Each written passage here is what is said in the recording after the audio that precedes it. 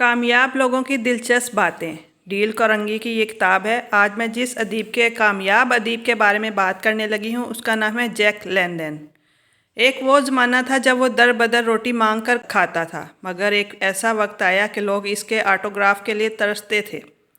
40 برس سے بھی پہلے کا ذکر ہے کہ ایک خستہ حال اور آوارہ نوجوان ایک مال گاڑی سے لٹک کر بفلو شہر میں داخل ہوا اور پیٹ کی آگ بجھانے کے لیے گھر گھر روٹی مانگنے لگا۔ ایک سپاہی نے اسے آوارہ گردی کے الزام میں پکڑ لیا اور جب مجسٹریٹ کے سامنے لایا گیا تو مجسٹریٹ نے اسے 1 ماہ قید بامشقت کی سزا دے دی۔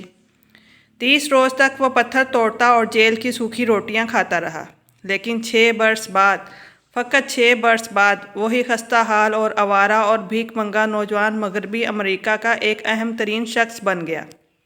کیلیفورنیا کے معزز گھرانے اسے اپنے ہاں مدعو کرتے، ادیب، نقاد اور ایڈیٹر اسے ادبی افق کا ایک روشن ترین ستارہ سمجھتے تھے۔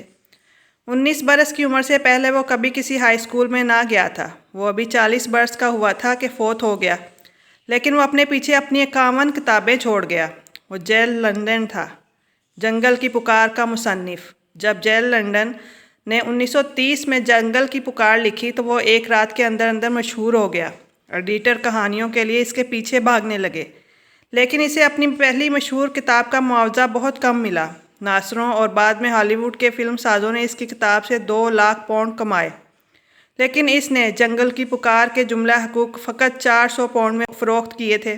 اگر آپ کوئی کتاب لکھنا چاہتے ہیں تو سب سے پہلے آپ کے پاس لکھنے کے لیے مواد ہونا چاہیے۔ جیک لنڈن کی حیرت ناک کامیابی کا ایک راز یہ بھی ہے، اس کی مختصر مگر ولولہ انگیز زندگی 10,000 رنگا رنگ تجربات سے بھری پڑی تھی۔ وہ جہاز ران، کراک اور کانکن رہ چکا تھا۔ اس نے نصف دنیا کے گرد چکر لگایا تھا، اور ایک خستہ حال نوجوان کی حیثیت سے اس نے اپنے بارے میں ایک کتاب بھی لکھی تھی۔ وہ اکثر بھوکا رہتا، وہ پارکوں میں پڑے ہوئے بینچوں، گھاس کے گٹھوں اور مال گاڑیوں کے ڈبوں میں سوتا۔ وہ اکثر ننگی زمین پر سوتا۔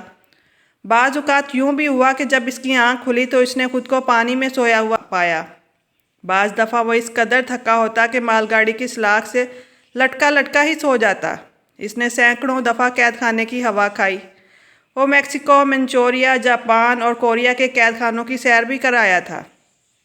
جیک لنڈن کا بچپن افلاس اور سختیوں سے میں گھرا ہوا تھا۔ وہ قزاقوں کے ایک ایسے گروہ کا کارکن بھی رہ چکا تھا جو خلیج سان فرانسسکو کے لمبے ساحلوں پر جہاز لوٹا کرتا تھا۔ اسکول جانے کے خیال پر وہ قہقہہ لگاتا اور زیادہ وقت جوا کھیلتا رہتا۔ ایک دن وہ یوں ہی گھومتا گھومتا ایک پبلک لائبریری میں چلا گیا اور بیٹھ کر رابنسن کروسو پڑھنے لگا۔ اس کتاب نے اسے مسحور کر دیا۔ بھوکا ہونے کے باوجود اس دن گھر کھانا کھانے کے لیے نہ گیا۔ دوسرے دن وہ کوئی اور کتاب پڑھنے کے لیے بھاگا بھاگا لائبریری آیا۔ اس کے سامنے ایک نئی دنیا کے دروازے کھل رہے تھے۔ اب کہ الف لیلہ اس کے ہاتھ لگی۔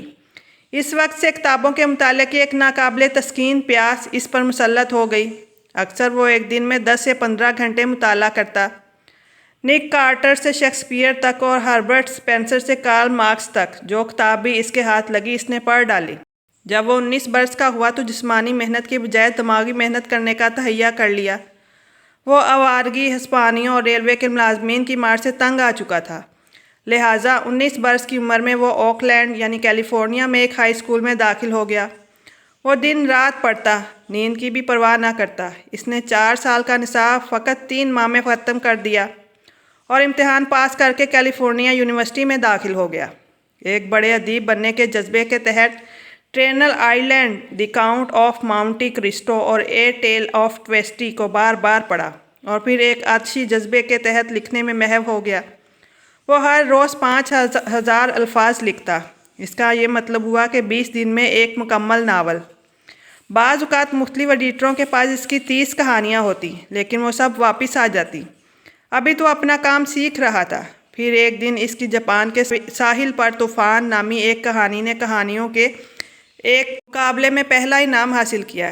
اس کہانی کے اسے فقط 4 پاؤنڈ ملے، لیکن اس خستہ حالی میں یہ 4 پاؤنڈ بھی اس کے لیے ایک بیش بہا دولت سے کم نہ تھے۔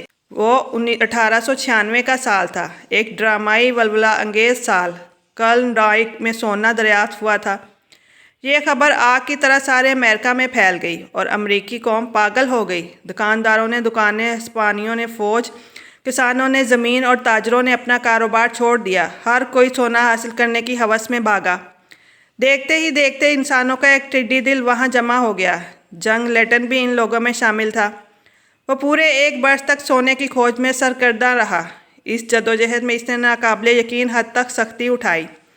وہاں ایک انڈے کی قیمت 1 روپیہ اور مکھن 12 روپے فی پاؤنڈ کے حساب سے فروخت ہونے لگا تھا۔ وہ سردیوں میں یک بستہ زمین پر سوتا رہا تھا۔ آخر وہ خستگی کی حالت میں واپس امریکہ چلا آیا۔ اس نے گھٹیا سے گھٹیا کام بھی کیا۔ اس نے ہوٹلوں میں برتن صاف کیے، فرشوں پر جھاڑو دیا۔ وہ جہازوں اور کارخانوں میں بھی کام کرتا رہا۔ پھر ایک دن جب کہ اس کا سارا اثاثہ فقط 10 شیلنگ تھے، اس نے جسمانی محنت ترک کرنے کا فیصلہ کر لیا۔ وہ اپنا سارا وقت ادب کے لیے وقف کرنا چاہتا تھا۔ وہ 1898 کا برس تھا جب 5 برس بعد 1903 تک وہ اپنی 6 کتابیں اور 125 کہانیاں شائع کرا چکا تھا اور ادبی دنیا میں سب سے زیادہ اس کا چرچا تھا۔ جیک لنڈن نے 1916 میں وفات پائی۔ ادبی زندگی کا آغاز کرنے کے فقط 18 برس بعد اس زمانے میں اس نے 3 ناول فی سال کے حساب سے لکھے۔ اس کے علاوہ ان گنت کہانیاں۔ اس کی سالانہ آمدنی امریکہ کے صدر کی سالانہ آمدنی سے بھی دگنی تھی۔ اس کی کتابیں آج بھی یورپ میں بے حد مقبول ہیں۔ ان کا شمار ان امریکی ادیبوں میں ہوتا ہے جن کی کتابیں دنیا بھر میں پڑھی جاتی ہیں۔ جنگل کی پکار، جس کا معاوضہ اسے فقط 400 پاؤنڈ ملا تھا، بہت سی زبانوں میں ترجمہ ہو چکی ہے۔ اس کی 15 لاکھ سے زیادہ جلدیں فروخت ہو چکی ہیں اور وہ امریکی ادب کی مقبول ترین کتاب ہے۔ یہ تھے جیک لنڈن۔ اب ہم اگلے اپنے جو سے ادیب ہیں یا رائٹر ہیں وہ ہے ولیم شیکسپیئر، جس کے بارے میں ہم اپنی اگلی ویڈیو میں سنیں گے۔ شکریہ۔